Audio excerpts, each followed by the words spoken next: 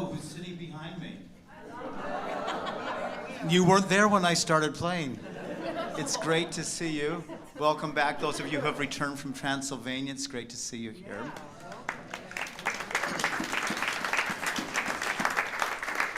Let's sing together a morning song out of the Gray Hymn Book, hymn number 347, Gather the Spirit. If you're joining us online, you can find the lyrics posted in the chat. You can use the hymn book or use the screen. I invite you to rise in body and our spirit, and let's enjoy singing together.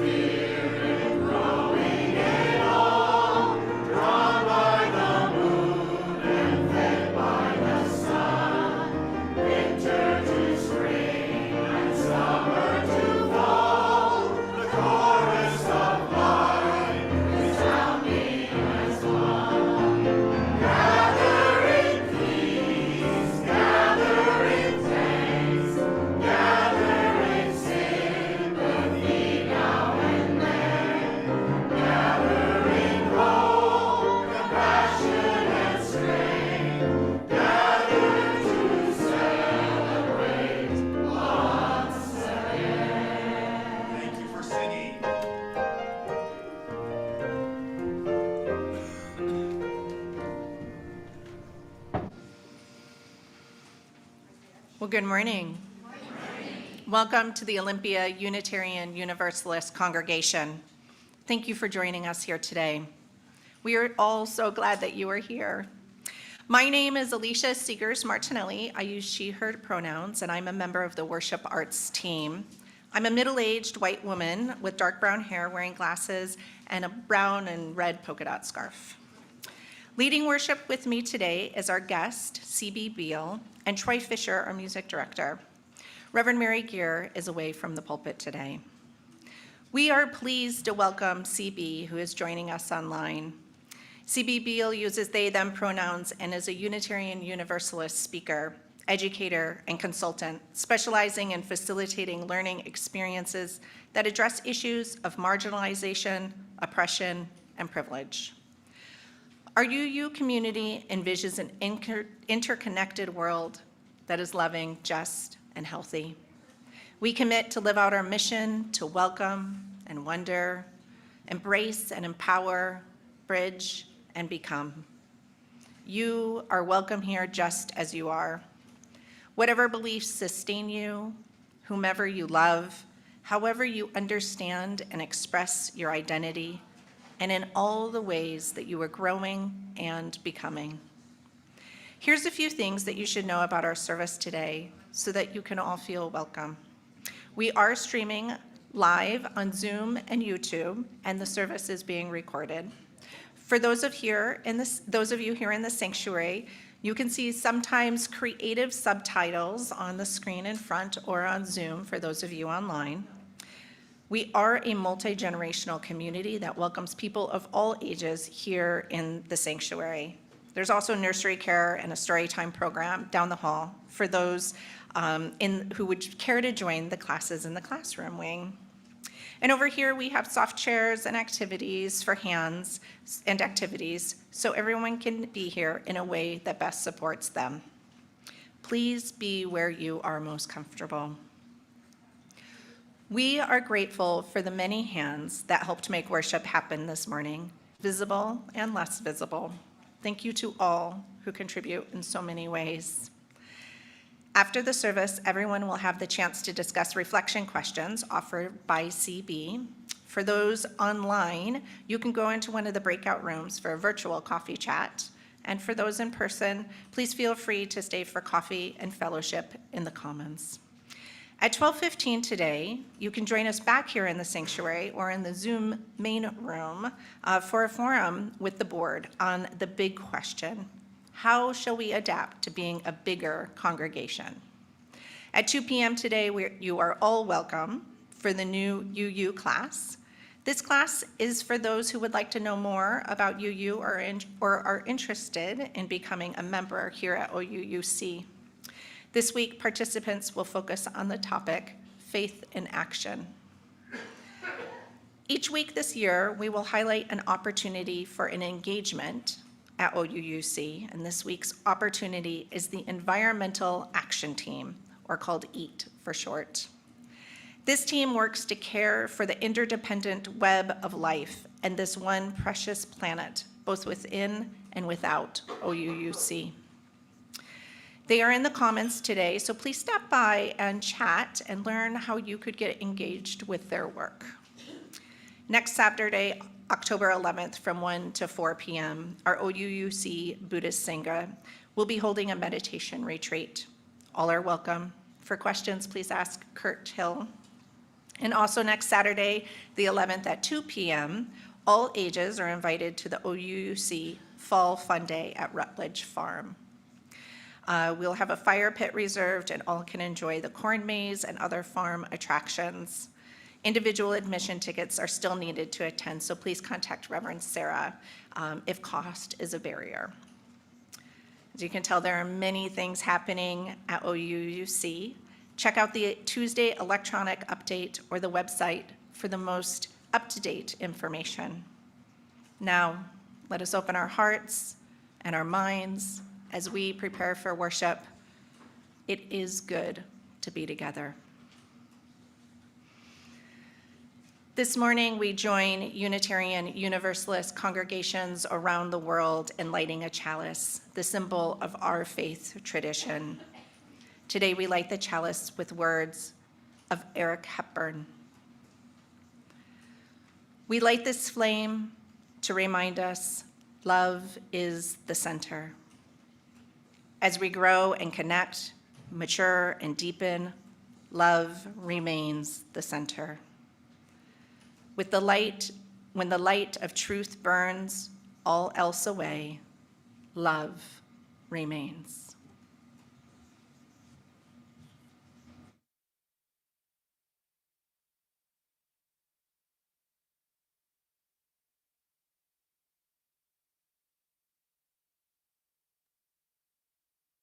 Good morning. Good morning. I'm CB Beal. My pronouns are they, them, and theirs. I'm a white person wearing a blue button-down shirt and tie this morning, with reading glasses and a somewhat unruly goatee. I'm online, seated at my home office desk in my library. These are the words of Donna Markova. I will not die an unlived life. I will not live in fear of falling or catching fire. I choose to inhabit my days, to allow my living to open me, to make me less afraid, more accessible, to loosen my heart until it becomes a wing, a torch, a promise. I choose to risk my significance, to live so that which came to me as seed goes to the next as blossom, and that which came to me as blossom goes on as fruit. Come, let us worship together. And let's sing together again. I invite you to rise in body and our spirit, and let's sing together hymn number 128, For All That Is Our Life.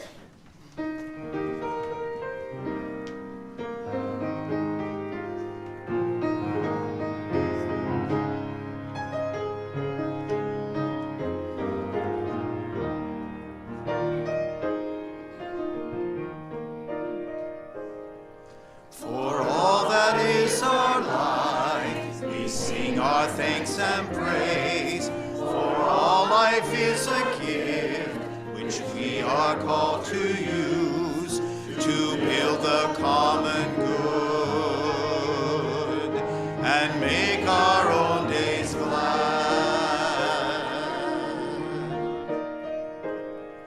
For these 300 serve, which services we give, for work and its reward. And love, we come to praise and thanks for all that is our life. For sorrows we must bear, for failures, pain, and loss, for each new thing we learn, for fearful hours that pass, we come with praise and thanks. For all that is our life.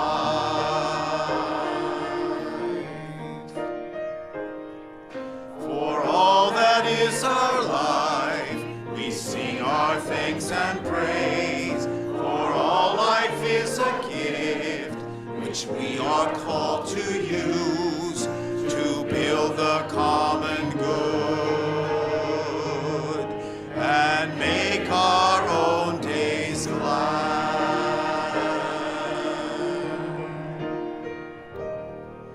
Thank you for singing.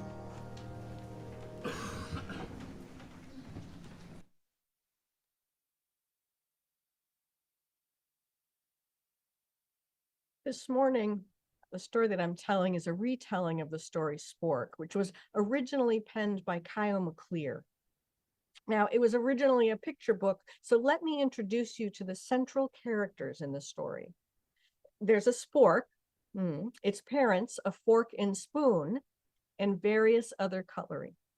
Later in the story, a toddler comes upon the scene quite suddenly. The spork was neither spoon nor fork, but a bit of both and also neither. The spork had two parents who both thought spork was perfectly sporky, but spork stuck out. In the kitchen, forks were forks and spoons were spoons. Cutlery customs were closely followed. Mixing was uncommon. The forks and spoons knew who they were and what they were for. Now, naturally, there were rule breakers, knives who loved chopsticks and tongs who married forks, but such families were unusual. The spork spent most of their time tucked in the bottom corner of the back drawer underneath the counter. You know the drawer, it's the one with the 5 corn-on-the-cob forks and 3 plastic straws and the old can opener that sticks, that's kept around for when the good can opener has gone missing. You know that drawer. When Spork came out of the drawer to sit on the countertop, the other utensils might say, hi, and move on. Forget that they'd met Spork many times before. Ignore Spork completely, or even ask intrusive questions. One day, after the billionth time Spork was asked, have you been coming here long? And what are you anyway? And has your body always been like that? And the zillionth time Spork was passed over when the table was being set, they sighed and thought it must be easier to just be a single thing. And Spork decided to just try to pick one thing to be. Spork thought to start by fixing their head, and so put on a bowler hat to look more spoonish, but Forks thought that Spork was too round. Then Spork made a paper crown to look more forkish, but the spoons thought Spork was too pointy. Spork wondered if there were other lonely creatures out there with no matching kind who never got chosen to be at the table, who didn't really belong. They wondered if there was an egg beater rolling pin or a garlic press ice cream scoop or a spatula teapot. But Spork never met them. At dinner time, Spork watched from the counter while the spoons played pea hockey and skillfully balanced boiled eggs. Spork sat off to the side while the forks raked fancy patterns in mashed potatoes and twirled noodles around in complicated circles like rhythmic gymnastics. At the end of this and every other meal, Spork looked on while the others enjoyed a fabulous dip in the pool. There were even bubbles and a spongy massage. Spork was there, watching from the counter, and then shuffled back to their drawer. Oh, but then one day, a messy thing arrived. Oh, this messy thing had obviously never heard of cutlery customs or table manners. It had its way with the spaghetti. It giggled to see peas bounce and spread across the floor in great patterns of escape. No cutlery customs at all. The messy thing smeared, spilled, flung, clumped, and dripped without a care. Wait, said the forks. But the messy thing did not wait. Fling. Oh, careful, said the spoons, but the messy thing was not careful. Smear. Oh, help, said the forks. Quick, said the spoons, while the messy thing continued to slop and splatter. They didn't know what to do with the messy thing. Now, a fork may be good for poking and picking, and a spoon may be fine for scooping and stirring, but this messy thing with its slurpy and clumpy, half-finished food bits needed something else. Something that could do all sorts of things at once. Something flexible and easy to hold. Something that was neither spoon nor fork, but a bit of both, and also neither. The utensils looked around, and they saw Spork. They had this really complicated mixture of excitement, relief, and embarrassment. And that is the moment when Spork leapt off the countertop over the cutlery drawer and landed on the high chair. Doo-doo! The messy thing saw Spork and immediately froze. Its eyes got big as it gurgled its curiosity. It grabbed Spork and held Spork motionless. And then it tapped Spork up and down and wiggled it around with so much excitement. And that's the story of how Spork finally and happily found their way to the table and had a job like everyone else. But because this is not a Rudolph story about extractive capitalism, there's more. The cutlery, having realized the mistake was theirs all along, immediately had a meeting and voted unanimously to dismantle and completely reconstruct the kitchen and the kitchen drawers. They asked Spork what Spork needed and others. They listened. They bore witness to lives they had previously not understood or even noticed. In the end, there was a space for Spork and a proper space for the 5 corn-on-the-cob forks and 3 plastic straws and the old can opener that sticks. They built new spaces that would properly fit the egg beater rolling pin, a garlic press ice cream scoop, or a spatula teapot. They learned about Spork and they began to notice when they were unfriendly.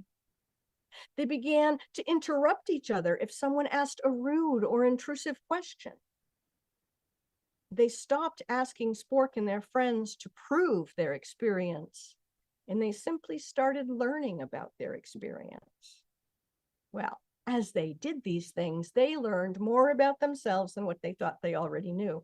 Why, they found out there was an entire subgroup of forks and spoons that would really, really prefer to play board games than spend so much time in the pool. Yeah. And there were knives that wanted to hang out in the garage with the hatchets. Yeah. They had been so busy believing that they already knew who they were. It hadn't occurred to them that they were so many things at one time. When they finished the kitchen remodel, they left a couple of empty spaces as well, spaces that were constructed with flexibility for whomever came next. The table was for all, so the organization had to be as well. And they all agreed that spork was perfectly sporky, just a little bit round, just a little bit pointy, just right.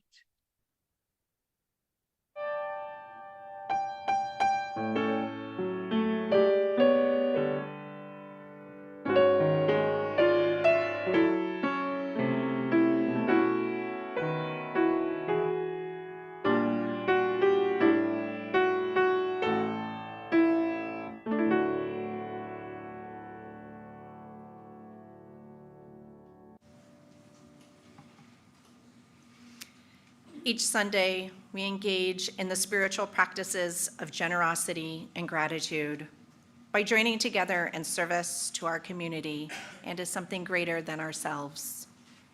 This is an opportunity to express our gratitude for the gifts that life has given us, for the network of relationships in which we live, and for the presence of this community. We each have the power to share, and when we combine our gifts to create an offering, together, we are able to do much more than any one of us can do alone. If you are new or visiting us for the first or second time, you are our guests, and we do not expect you to contribute. However, if you are moved to be part of our offering, what you share is accepted with great gratitude. The offering collected here does two things. Half supports the ongoing work of this congregation, which is also supported by our regular pledges.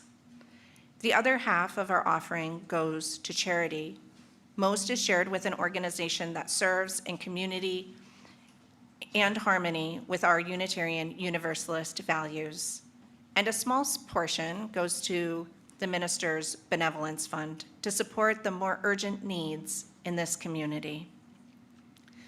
Our Share the Plate organization for this month is South Puget Sound Habitat for Humanity. This organization envisions a world where everyone has a decent place to live.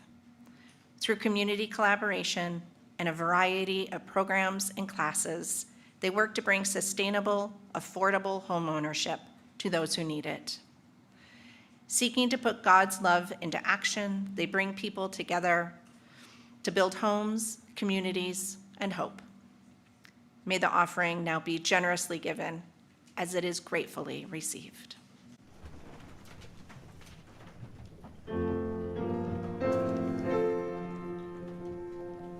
Like blackbirds singing in the dead of night, take these broken wings and learn to fly all your life. You were only waiting for this moment to arise.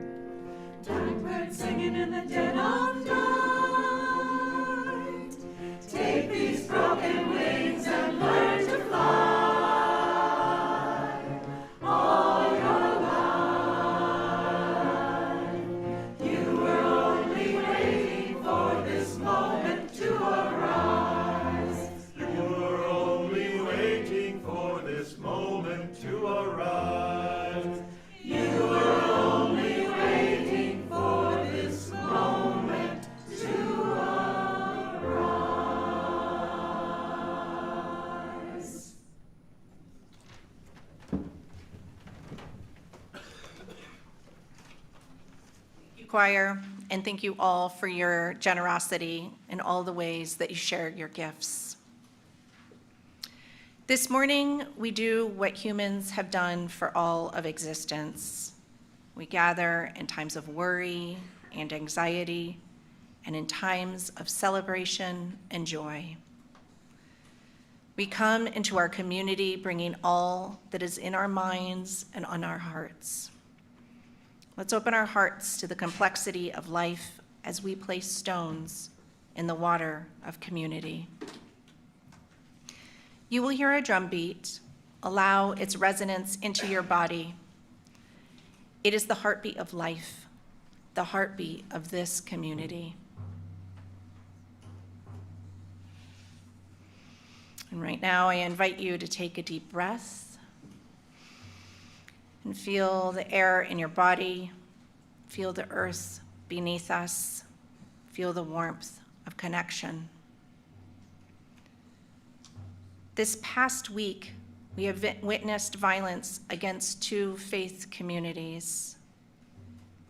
We extend our hearts to those in the Mormon and Jewish communities who are mourning the loss of life and of safety.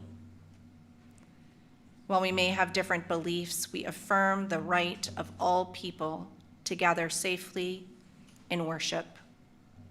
We recognize that our gathering is an act of community building and resistance to violence. May we continue to gather strong. Now let's open our circle wide. And for those of you on Zoom, I invite you to share from your heart by entering in the chat. And those in the sanctuary will be able to see your sharing on the screen. And it is shared with Reverend Mary and the pastoral care team. For those of you in person today, I invite you to come forward if there is something that you would like to bring into this community. You may place a stone in the water as you hold your sharing in your heart. Now let us hear the heartbeat of our community and reach out our hearts in love and care to all those who share.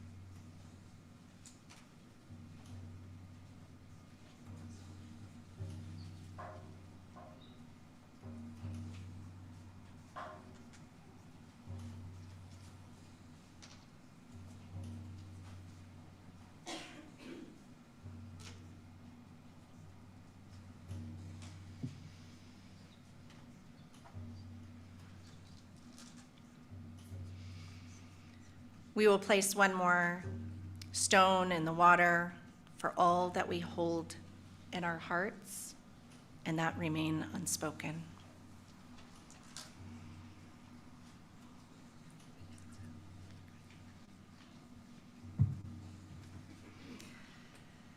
May you feel yourself witnessed.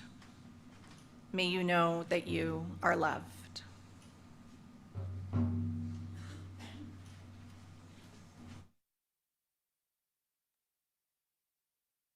I invite you to focus for another moment on your breath, if that is comfortable for you.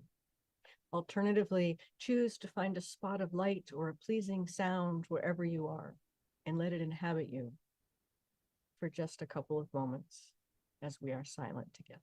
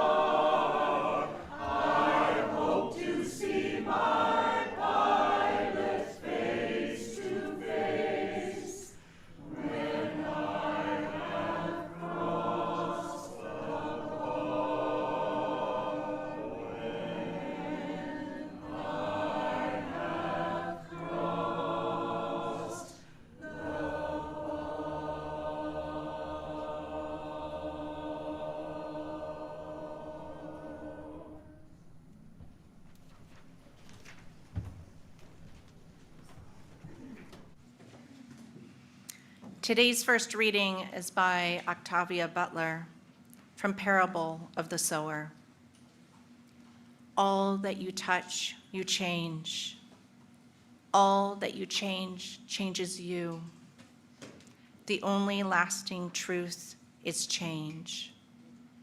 God is change.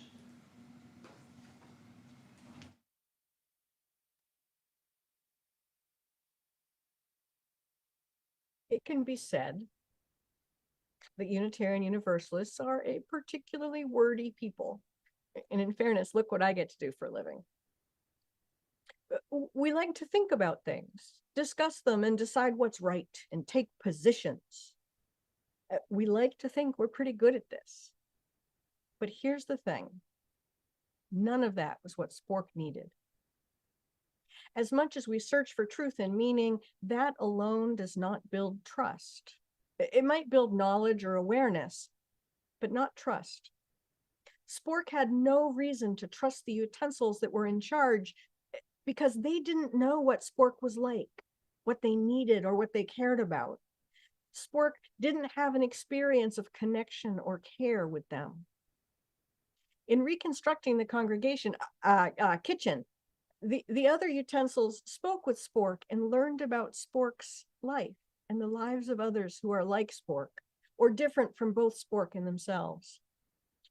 They didn't continue to assume that all the new utensils would be just like them, or wonder why a couple of new utensils needed something different. They didn't see a problem with the drawers and so build a new one that was just like the first one, only bigger. They didn't do that. They connected with Spork in a way that meant that it was they who changed. The situation was not a capital campaign problem. It was a relationship problem. The changes that they made meant that in future, they wouldn't ignore Spork in another situation. They would know Spork deeply and Spork could trust them because they had made themselves trustworthy. They changed their perspective, behavior, and environment. In congregational life, what with discussions of funding, polity, the next social justice project, and fascism, we spend a lot of time searching for what is right. And in striving to be right, we spend a lot of time in our cognitive thinking brain, sometimes even competing for rightness. And it can become a battle, and not a battle that has any place in beloved community. Now, in the right circumstances, let's be clear, this competing for rightness, this battle, it is absolutely necessary. We battle systemic racial and gender oppression. We battle fascism. Today, I'm talking about the compassionate, engaged congregational life that may be a solid grounding from which we do that battle. Bearing witness is different. It's not even just listening. It's different. When we bear witness to people who share the experience of their lives, we must notice and set aside our thoughts, assumptions, and judgments, the things that don't make sense to us because we don't have the whole picture of their life. We must recognize that when what we are bearing witness to is so different from our own experience, we must be careful that we don't simply dismiss it out of hand. When we bear witness, we prioritize the story someone tells over the questions that we have, where we would like their story to go, how we mentally fill in the gaps in that story that they share. When we together tell the stories of our lives to people who bear witness to us, they have the opportunity to hold space for the unveiling of more of us, to express meaningful empathy, compassion, and connection. And I don't mean chit chat about our grandkids' sports ball game or humble bragging about our promotion or an info dump about our favorite hobby, but stories about our struggle for survival, curiosity about who we are and why we do what we do, our learning and growing. When we bear witness to the story of people's lives, we take seriously what we were taught about others, and we consider how, or even if, that teaching was ever true at all. We make ourselves trustworthy by not believing everything we think. Now, this is not the same as agreeing with a political opinion. It's how we meet one another at the center of humanity and share how the world impacts us. What it's like to be us in a world that may or may not appreciate our uniqueness. It's not about what we think. It's about who we are and who we all are together. But we so often don't experience that, do we? We all too often experience other people who hear what we say and then interrupt and try to fix us or our situation, or worse, tell us that our experience is wrong. And honestly, all too often it is we who try to fix things for others.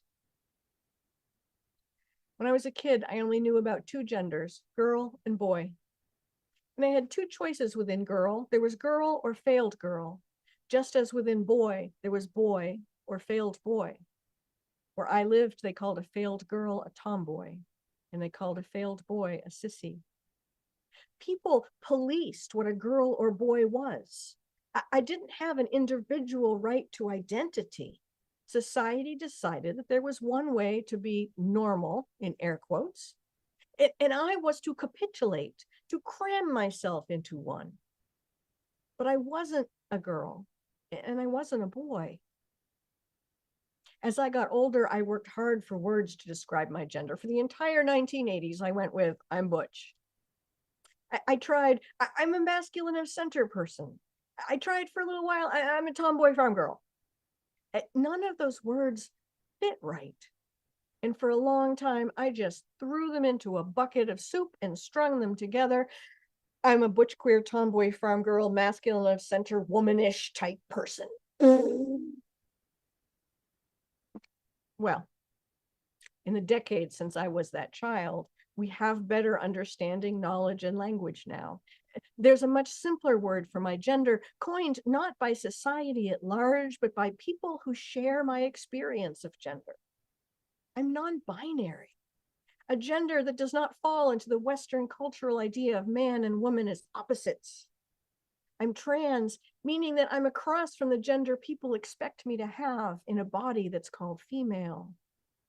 Not a man, not a woman, sort of both and also neither. People regularly tell me I'm wrong about this. You might know the term gaslighting. It means to manipulate someone into questioning their sanity. It comes from a movie where an abusive husband attempted to make his wife think that she was mentally unwell, to question her own perception. He did many things, including adjusting the lighting, a gas lamp, downward.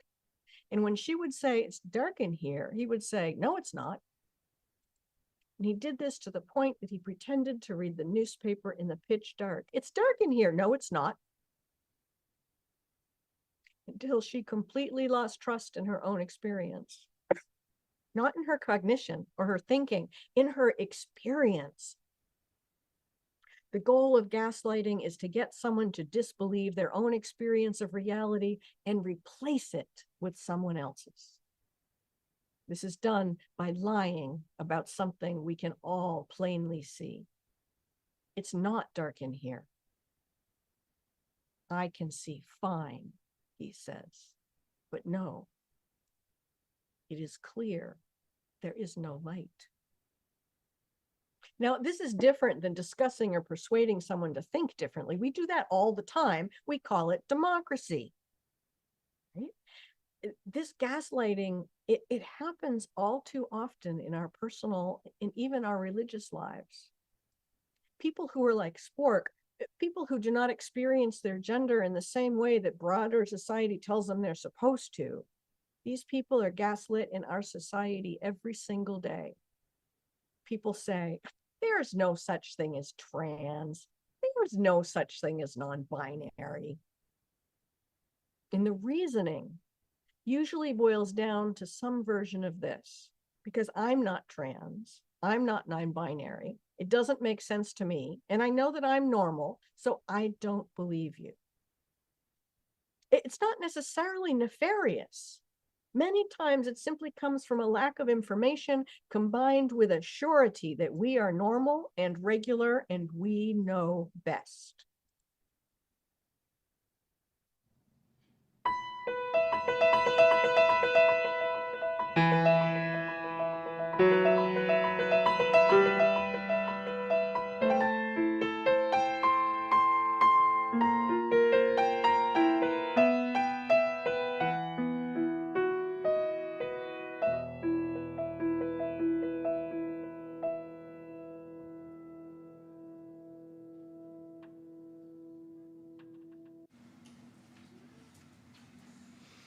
Our second reading is For Nothing is Fixed by James Baldwin. For nothing is fixed, forever and forever and forever. It is not fixed. The earth is always shifting. The light is always changing. The sea does not cease to grind down rock. Generations do not cease to be born, and we are responsible to them because we are the only witnesses they have. The sea rises, the light fails, lovers cling to each other, and children cling to us.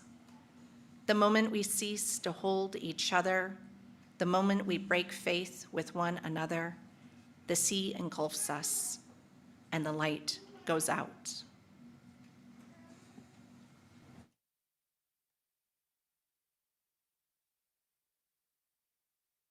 The experience of gaslighting is more familiar than what might seem from my story. It's not just about gender.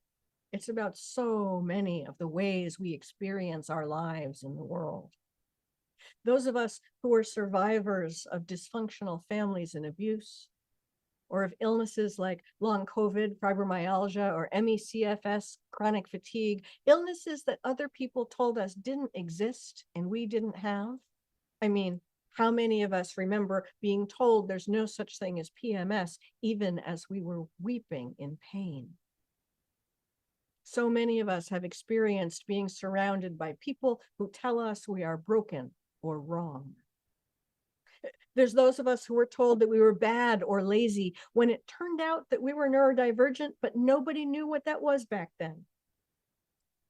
People tell us our experience is invalid because it differs from theirs. So it must be all in our heads, made up. Some version of, I don't have that. I don't understand that. I don't believe you. And this is more broadly true for those of us who are survivors with and live with the underside of supremacist systems like sexism, racism, homophobia, classism, and ableism.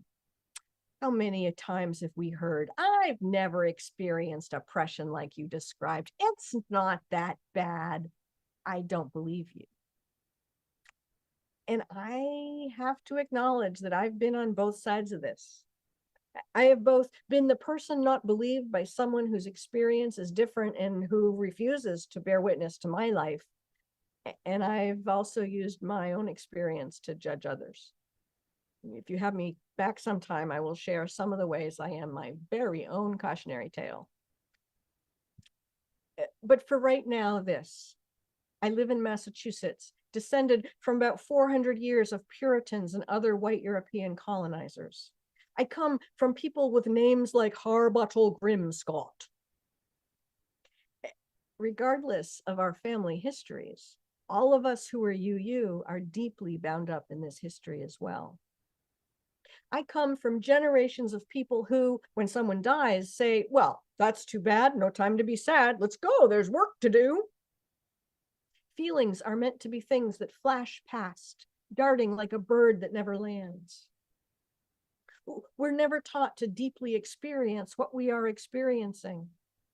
We're taught judgment, not curiosity, critical thinking without emotional competence, and also, we are told, we're the best at being right. I grew up knowing only 3 feeling words: mad, sad, and what was the other one again? Oh yeah, mad. And I think that the combination of elevating our thinking and smashing down our emotional capacity also means that our Puritan roots and our family cultures can lead us to gaslight even ourselves. We were never helped to find words for our gender, supported to fully experience grief, to name or even maybe differentiate emotions. So much of our whole broad, giant culture has prioritized what we should think, what we should be, how we should be, and what we should feel over learning who we actually are or who we are together. Well, if we weren't taught how to notice, honor, and bear our own feelings and experiences, grief, gender, or otherwise, how could we possibly bear witness to one another? How on earth can we express meaningful compassion and empathy? Now, some of us, realizing that what our families had taught us about life was less helpful than they had thought, and others of us who found that our coping mechanisms that kept all those pesky feelings at bay had accidentally turned into a drug or alcohol problem. We joined covenant groups, small group ministry, support groups, or recovery groups. We may have been flummoxed when we first entered those rooms and found people sitting quietly, listening while someone else spoke. I started out being judgmental of other people who took, I thought, so much time talking about themselves. Oh my goodness, what an ego-driven thing, I thought. Wow, sure is all about me in here. As much as I'd been raised to be right all the time, I had also been taught that anything about me was too much about me. My life was saved in those rooms as I learned differently. Now, others of us took to this experience like fish to water. Finally, I can talk about my life and my experience without being corrected or scolded or having someone try to fix me. Our lives are saved together. Over time, I learned that this is how humans grow and develop trust in relationship. This is a core part of our saving faith, being beloved community for one another. We learn to listen deeply, and we make ourselves trustworthy by listening deeply to others. We, together, learn to believe one another about what we say about our experience, and we understand that as being different than ideas or thoughts. In beloved community, we become trustworthy by maintaining one another's confidence. We protect autonomy within community and hold space for one another to be different in whatever ways we are different.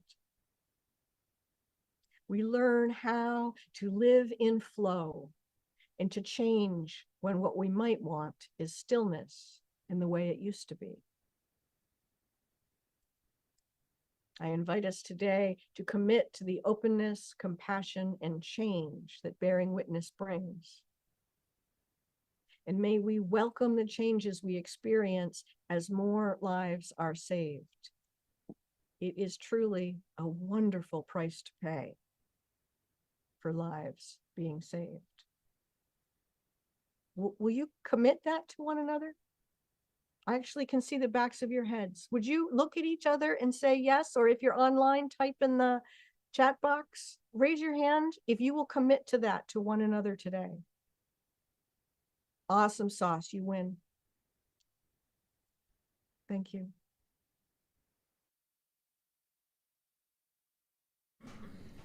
Thank you. Let's sing together out of the Teal hymn book, hymn number 1051, We Are. I invite you to rise and let's sing this beautiful song.